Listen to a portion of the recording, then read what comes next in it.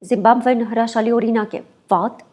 առաջնորդության, ռեսուրսների անարդյունավետ կառավարման և դատական վատ գործող համակարգերի հետևանքների համար։ Արևելյան Զիմբաբվեում ալմաստներ կամ ադամանդներ արդյունահանում են 2006 թվականից ի վեր։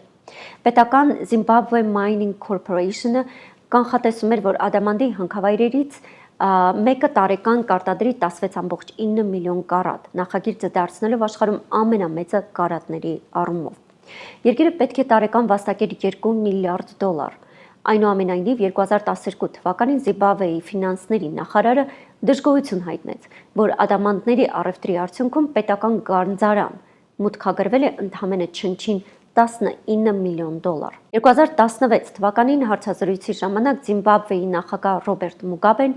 խոստովանեց, և ես մեջբերում եմ նրան. «Մենք ընդհանրապես շատ բան չենք ստացել ադամանդի արդյունաբերությունից։ Չեմ կարծում, որ մենք գերազանցել ենք $2 միլիարդ,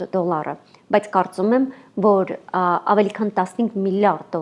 արդյունահանում է եղել»։ Սրա ողջ ողբերգությունը հասկանալու համար պետք է նշեմ, որ Զիմբաբվեի համախառն ներքին արդյունքը 2021 թվականին կազմել էր մոտ $28 միլիարդ։ 13 միլիարդ կորցրած ադամանդների եկամուտները կազմում են Զիմբաբվեի տարեկան ՀՆԱ-ի 46%-ը։ Սա նույնն է, թե ասել Հայաստանը պետք է ստանար $9 միլիարդ եկամուտ, բայց չի ստացել, և գրեթե ոչինչ չանել սրա հետ կապված։ Ոչինչ։